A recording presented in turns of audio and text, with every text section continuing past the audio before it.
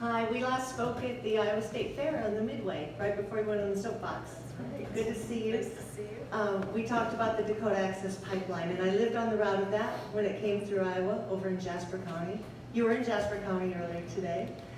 I mentioned that Dakota Access is planning to double the amount of oil pumped through that pipeline a day. It's 500,000 barrels a day now. They want to have about 1.1 million barrels a day.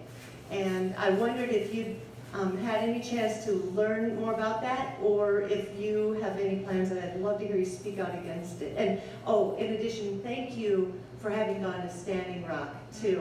We were fighting that thing out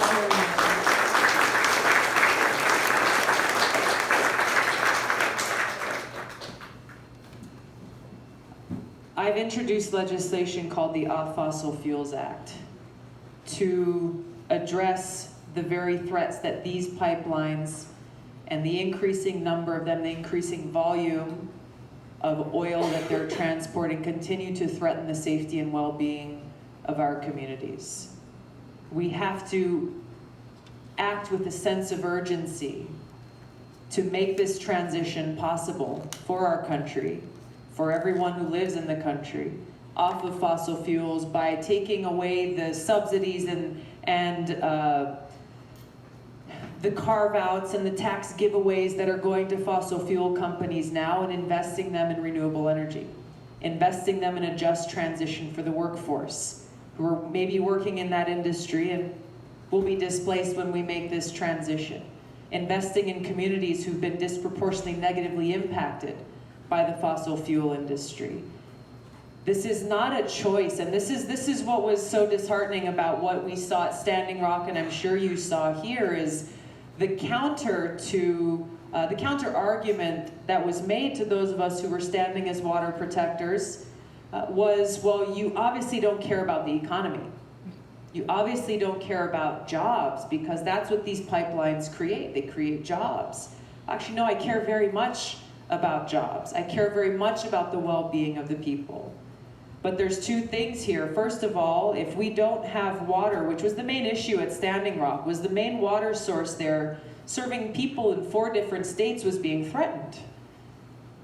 Yes, it was threatening the Standing Rock Sioux tribe, but it was really a lot bigger than that. It was 4 states that this pipeline was running directly under their major water source.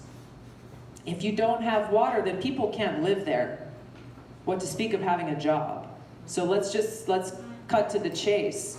But number 2, we as voters are given this false choice between clean water and a clean environment versus jobs and a good economy.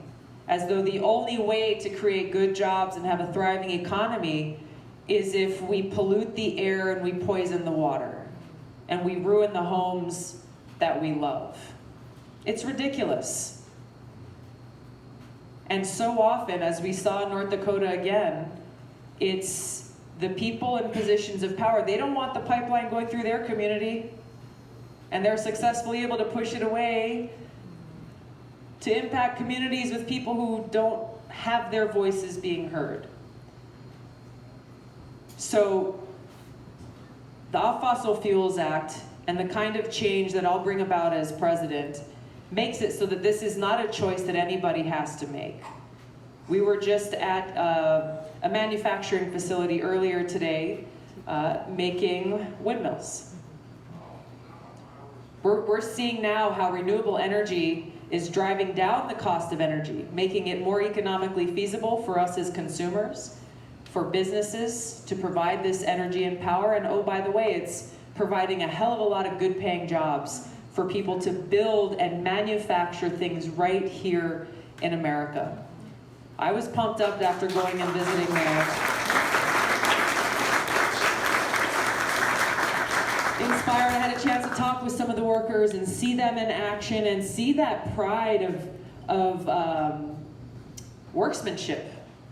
What it means to build in America, and to know that what you're building is something that's really good for your community, that'll provide a long-standing and sustainable positive impact, that you're helping to make energy more affordable for people in a way that's clean and that's helpful.